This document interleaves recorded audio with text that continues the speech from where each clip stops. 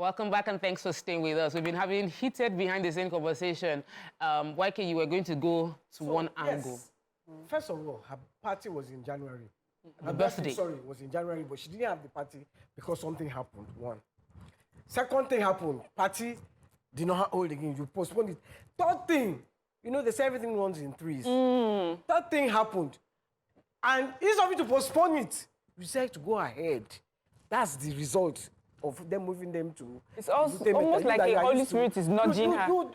You that are used to island, now they've now sent you to mainland. It's part of the... You see, she should have followed what... God this is an indication. You felt that was an indication. If they had moved it twice, it's an indication. That time, the benefactor now dies. Auntie Yemi, you see this word benefactor. I have a response to that. So yes. Wait, before you respond. Okay. So, when they now went ahead and then they got the backlash, in their quiet moments, I believe they would have sat down and said, yay, God don't send us message. We did not. Hopefully. By now, they know. Can I respond? All right. Yeah, respond. Okay, so there's something I've been hearing since this whole issue happened, right? That it's just one word that I'm not okay with, especially within the church. That's all I've been hearing is benefactor. It just seems like people's anger is poured by the word, they're the benefactor.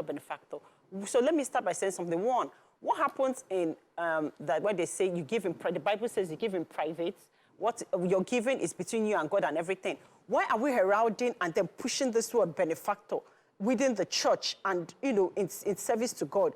That I don't even understand. Are you also trying to tell me that, okay, people are outraged and angry because they had the party, because their benefactor lost his family. So are you trying to tell me that another member of the church who donates 1,000 naira, right, or can afford that their 1,000 naira is like their 1 billion.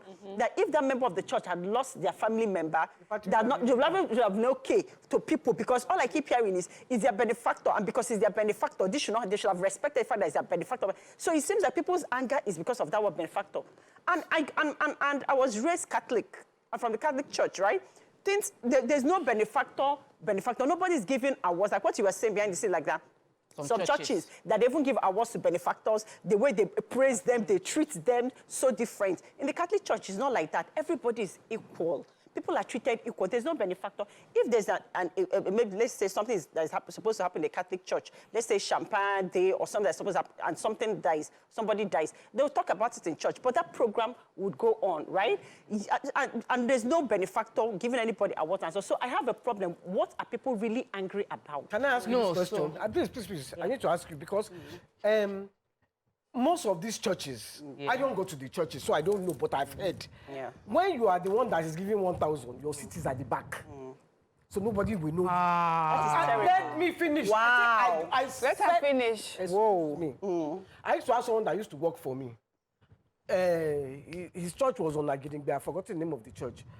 He said if he books appointment to see the pastor, he sees the pastor maybe in 6 months. Wow. To see the pastor. Yeah. But all the people coming with big car, and they're all in front. I don't know. I am not a member. Yeah. I'm just saying. So I know that true, big people sit in front, small people sit at the back. And some people feel they are small and by themselves will sit in the back because they feel... I'm Catholic.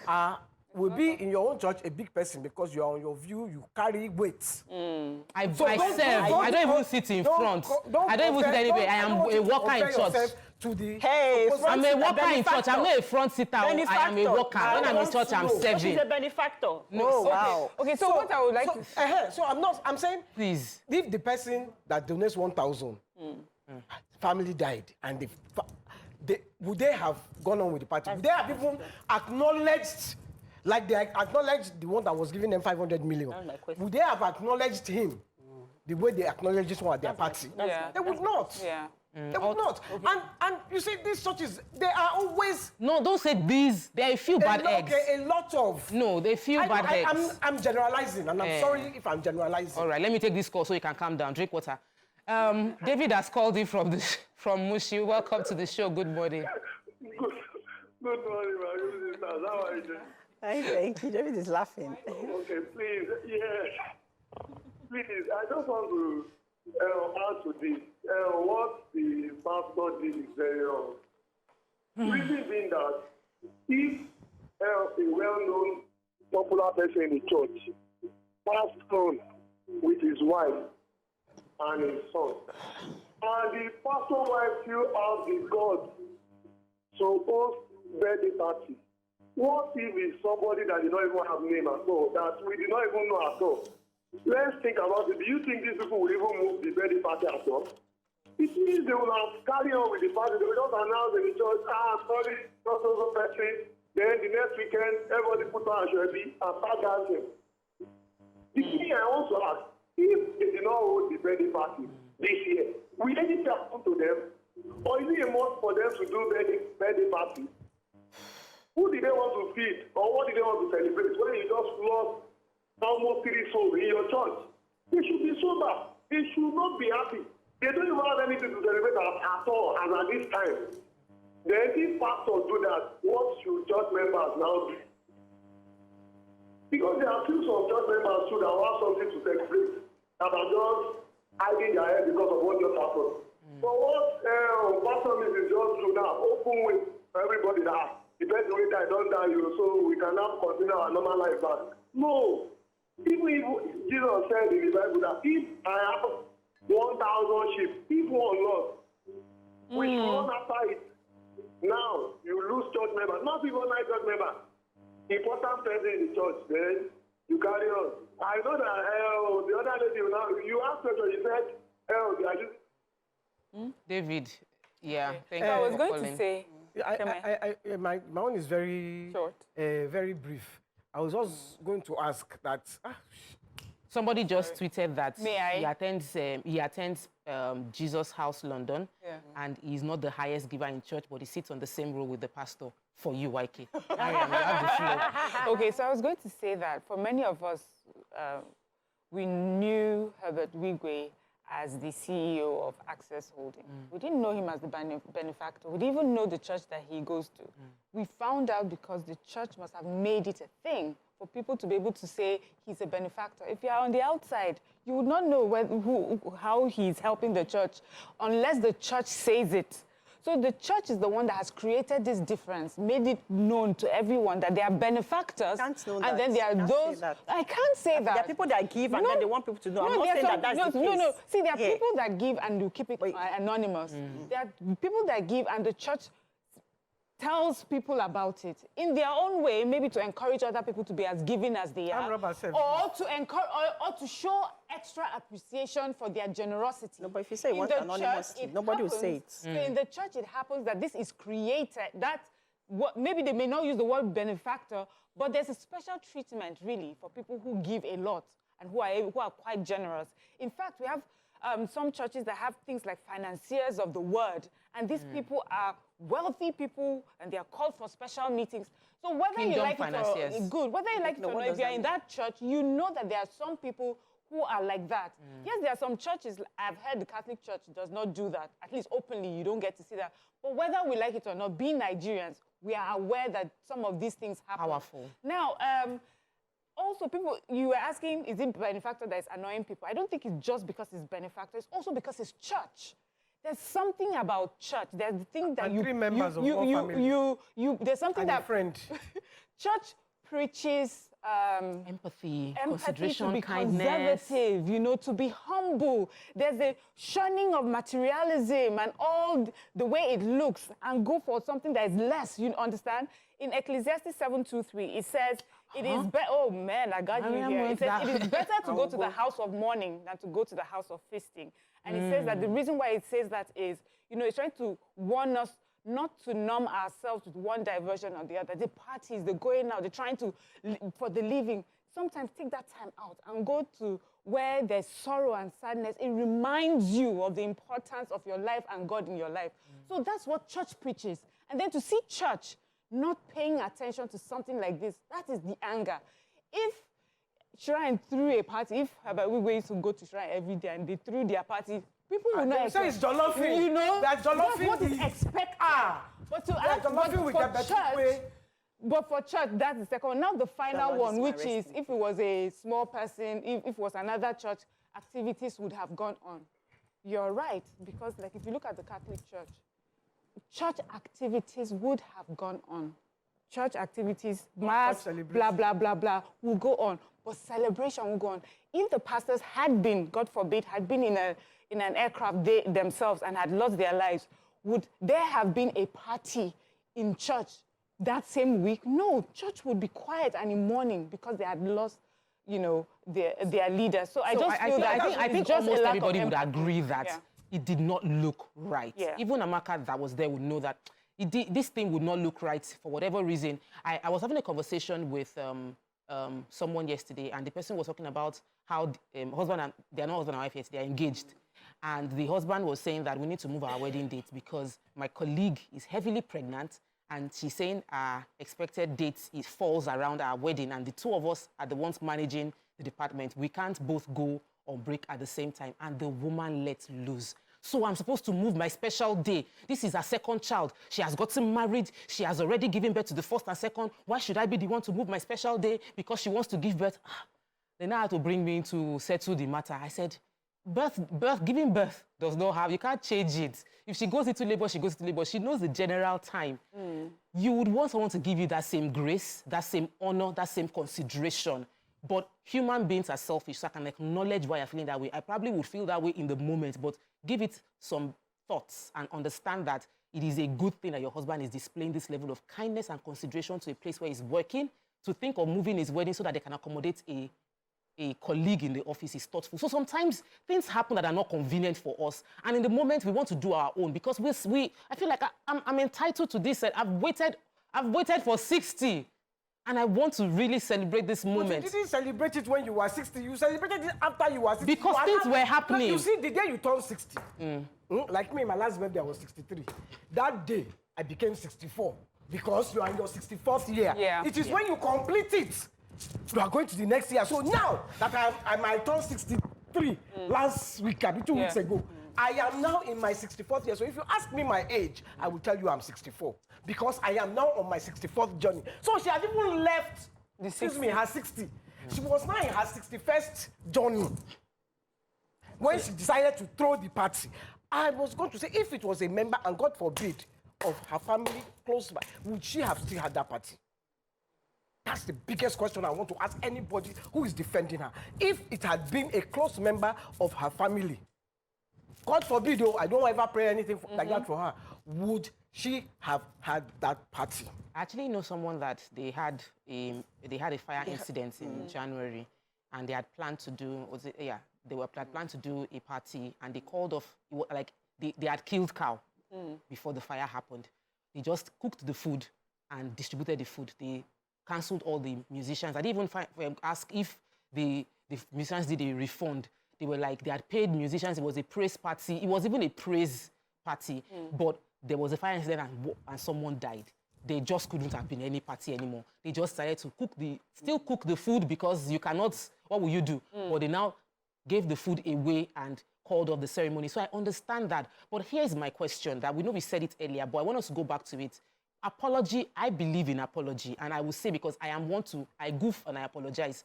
And I believe human beings goof. But should it be... That's your work.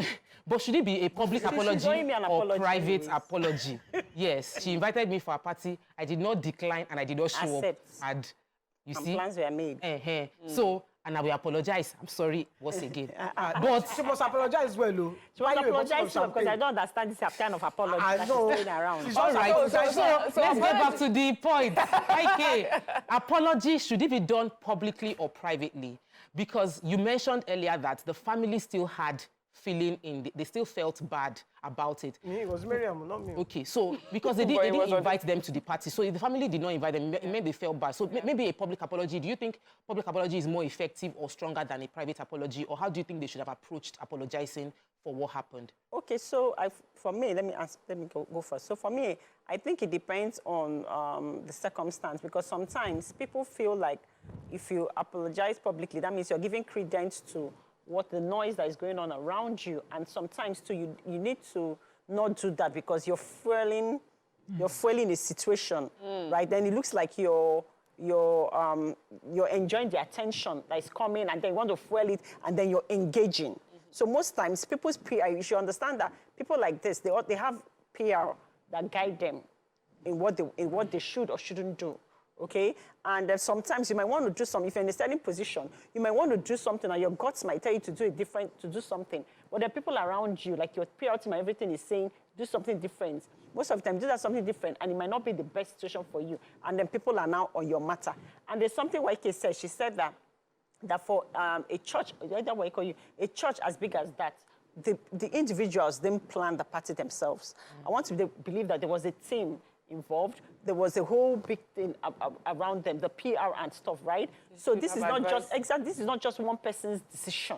You need to understand that when you're in certain, like even in government or whatever, there are people around you. So most times people attack at the individual, forgetting that they are advisors around you. The leaders, do you understand? And then the majority actually carries the, yes, but a majority actually carries the vote. But you should understand that most times one person doesn't just come out, especially like in a church, to make certain decisions. We need to acknowledge that fact too. Let me take a phone call. Abiola has called in from the UK. Welcome to the show. Good morning, Abiola.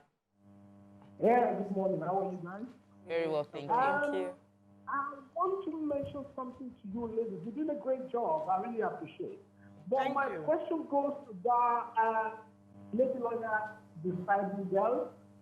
She said, if they prepare so much for this activity, it have to go on counseling 1 time, 2 times, fine. But let me say something. What if Wigwe's father was the one that died at that period, and Wigwe tried to throw a big party? I am very sure this pastor and the wife will likely postpone their birthday because they know what they're going to benefit on that day. I don't know if you guys will agree with me. I hear you, Abiola, and I feel like I do not want us to create that kind of narrative or judgment. He was of the opinion that if Wike was going to do it, if Wigwe wasn't the one that passed, and maybe he lost someone and he wanted to do the burial that same day, that the pastor would shift his own party because Wigwe, the benefits they would get. I know that we've spoken that it might be a benefactor. I'm not saying we should not, it's not a valid comment, but I do not believe, and I know that not all men are, they say all men are equal, but not all men are created equally. But even at that, the sanctity of human life is what we want to promote here, not a bigger respect for a bigger person than the other person. But Mariam, you were going to reply. Yes, we're talking about apology. So, you know, for me, I think that there are different types of apology. There's apology for apology's sake. It's not on the back of remorse. So people see beyond your apology. Are you remorseful? Concerning whether it should be public or private. Sorry. If I were to go to you privately and show remorse, do you understand? And apologize, I have a feeling that person will accept it because that person can actually say, I've acknowledged my bad behavior and I'm remorseful about it. And then if I go on publicly to even make an apology, I'm likely to get a message from the person saying, you didn't have to, you know?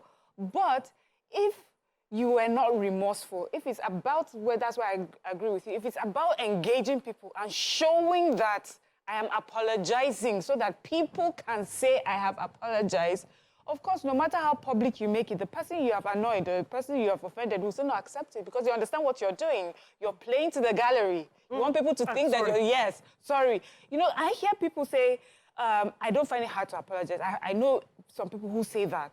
And it's true, they don't find it hard to apologize, but they don't take accountability, so they don't do something the next time. So it's just easy. It's like I'm apologizing in forward. In lieu. Just yes, don't worry. As you know me now, I'm just apology walking forward because I'm going to annoy you. I'm going to do everything that will make you unhappy, and I'll never take accountability. So there's a difference. So for this couple, I hope that they were able to show remorse and apologize to the family. So whether they did it publicly or not, that's different. But for them, publicly is not coming on social media. We're not saying that. Did they come to church? And when the congregation was gathered, they said, that birthday we had, thinking about it, I don't think we did the right thing. And because of that, we apologize to this family. So it's not public to us, but to the congregation.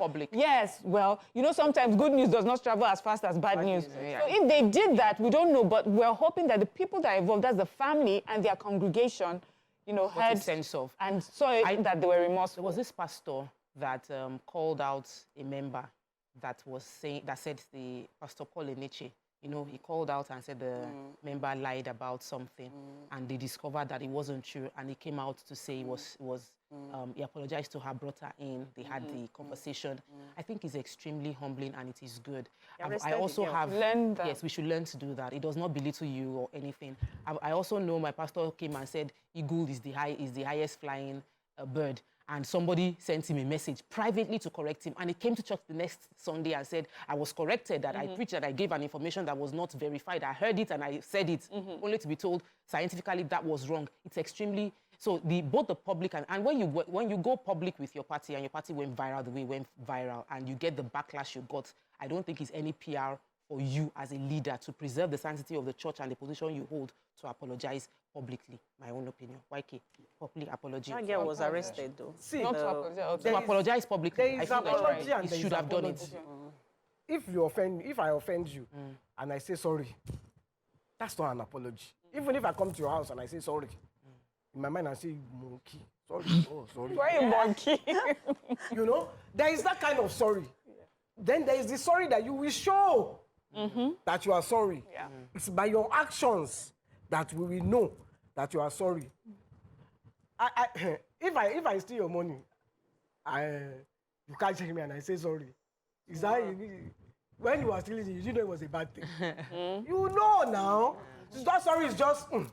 Give me back the money. Yeah, of course. Let's take Lily from Ketu. Lily, welcome to the show. Good morning.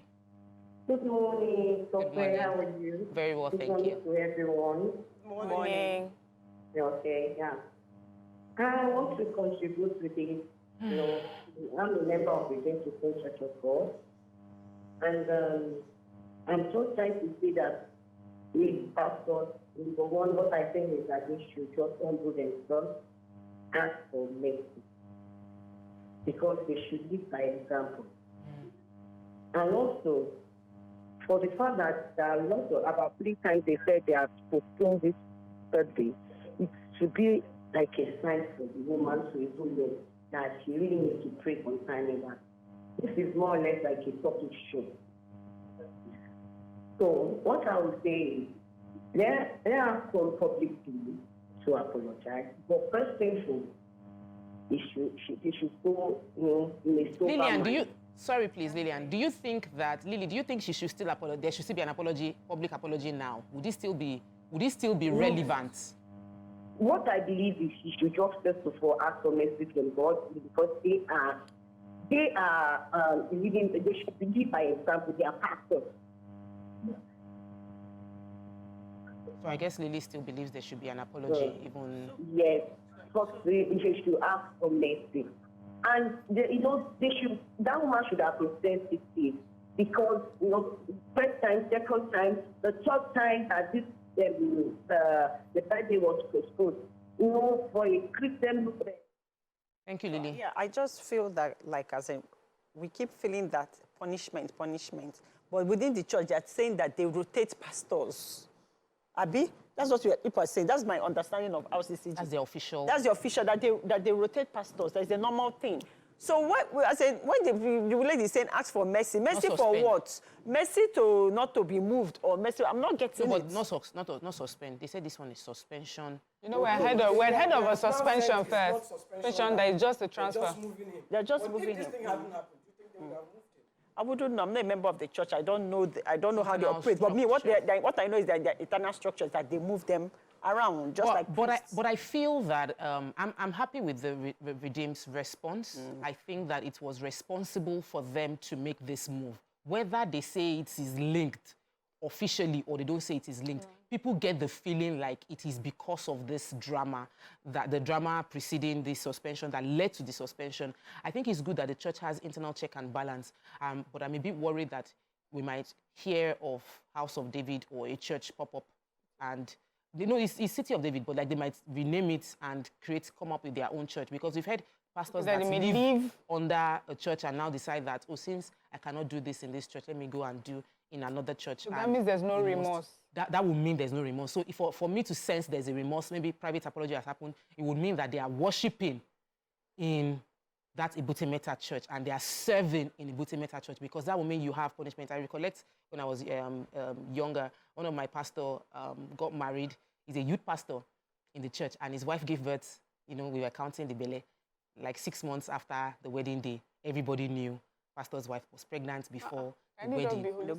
It wasn't a premature. The baby was baby, bouncing baby. So we knew pastor was doing what he should not be doing before the wedding day. And the pastor, the main pastor of the parish, it's CSC Wosem, called the youth pastor to the front and said, "This is what happened. We did the naming ceremony, but from today, pastor is sitting at the back." Yeah. So pastors usually have a place where they sit in front of the church, but this pastor sat at the back for 6 months. Yeah.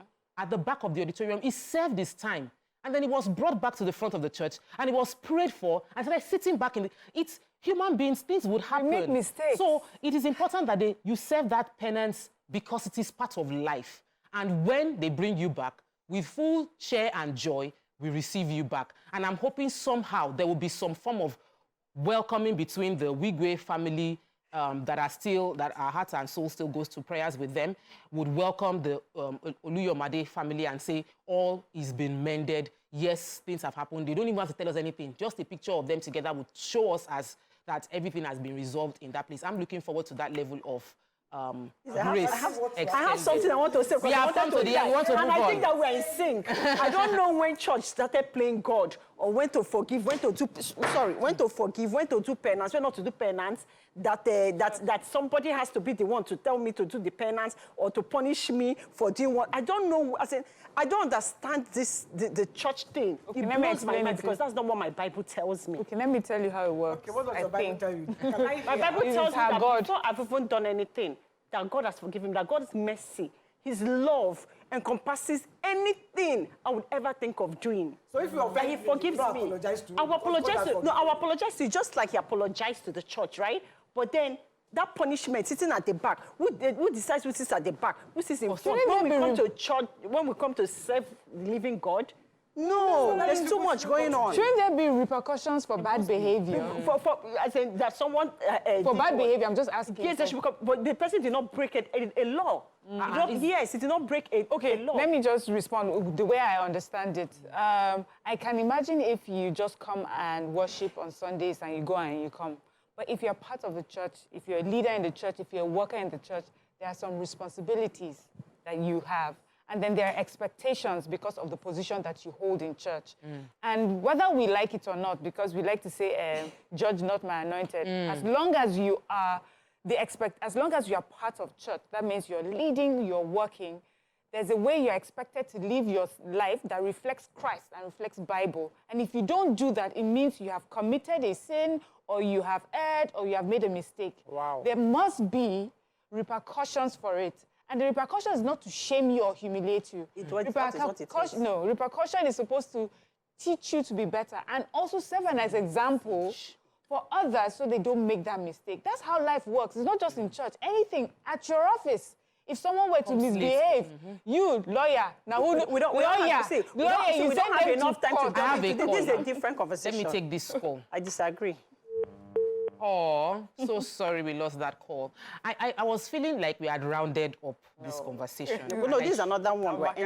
So this will be a topic for another day. We can discuss. We can make it a topic today. No. Because I feel like, I feel that we've already, and a lot of people feel a sense of involvement in this particular topic. They all, especially because it's church and churches get, I really don't like discussions like this because I feel like we're putting a lot of negativity on church does do good work. And the church does amazing things. It's just one of those bad things that happen, and we can't but discuss it on the show. But we also must discuss it from the point of lessons to learn, so that we also don't repeat it in our own private lives or find a way to manage it better. Just the way we discussed Erisco yesterday, and we said, oh, you should have taken it as a PR opportunity and all of that. Same way we're discussing today that, okay, maybe if an apology has come out, press release, all of that, and yes, I've done this party, I'm sorry, I come on the pulpit, I apologize. Everybody will just move on and say, oh, these people, they are human beings. They make mistake. It has happened.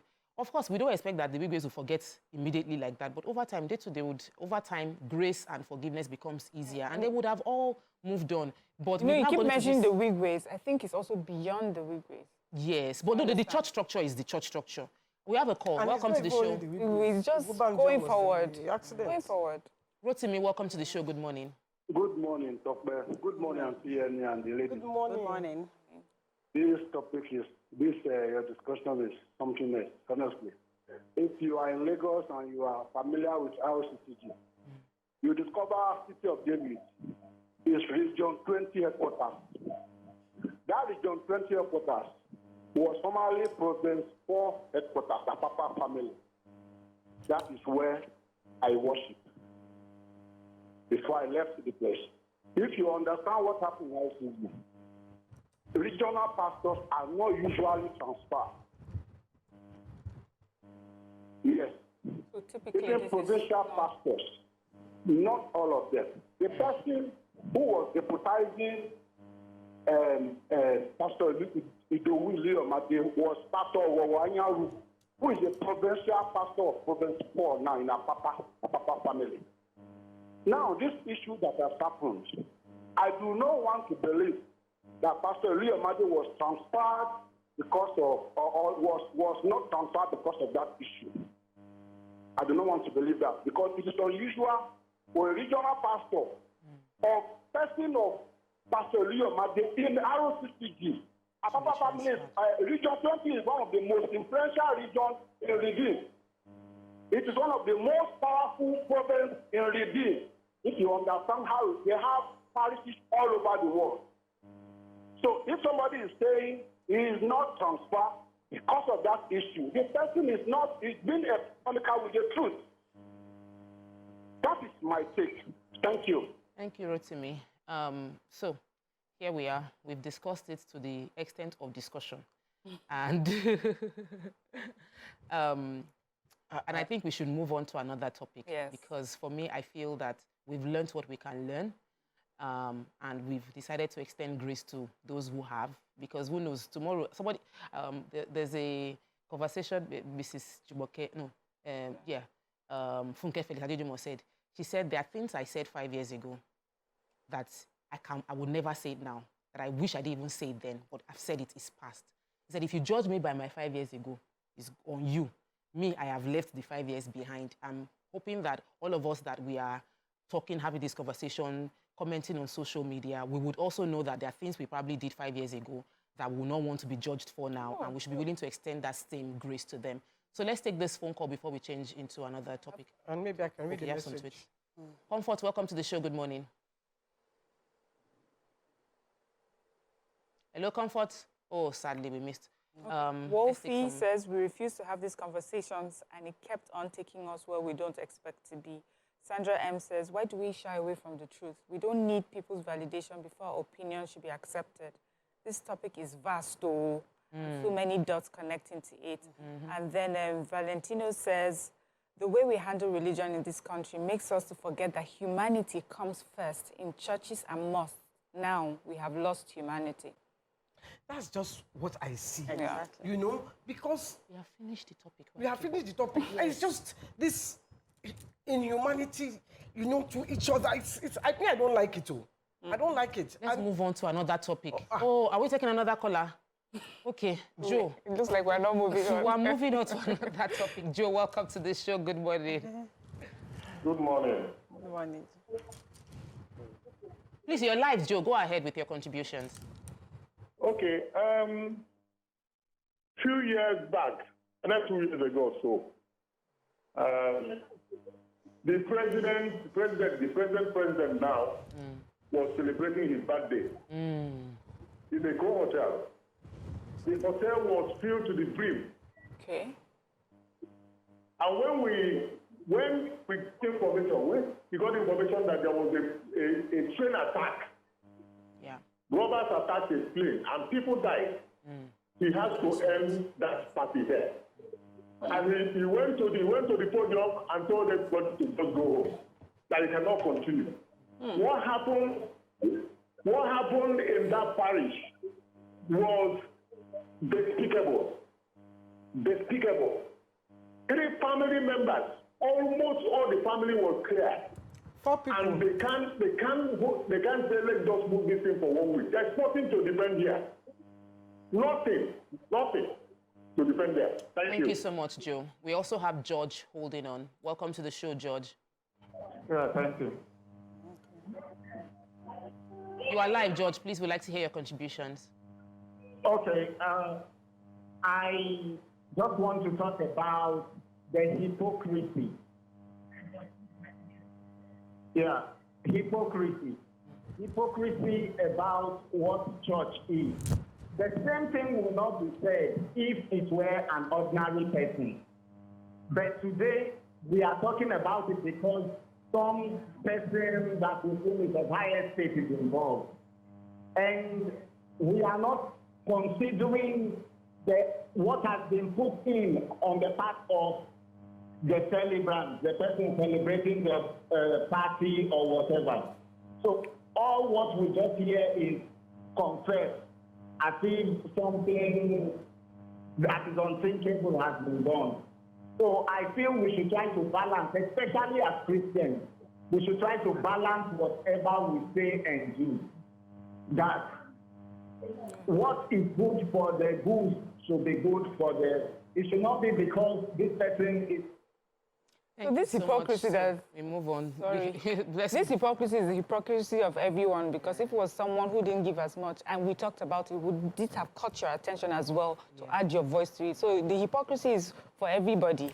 If it was a person that was giving 1,000 naira in the church, no, they won't even mention it. They will not even do one minute silence. Let me announce the new Let me just say this. Jesus Christ. They will not even give 1 minute silence for the person. They will just go. I say, this is my boy that was working for me. He say 6 months before he can see his pastor. Before he doesn't have money. I beg you, let me talk where matter dey, Jare. Wow. Next. Talk your topic. Interesting. Now I've been given permission to introduce it. Like, let me go ahead. Because I know I want to become 63 and I want to look fine, I cannot disobey you.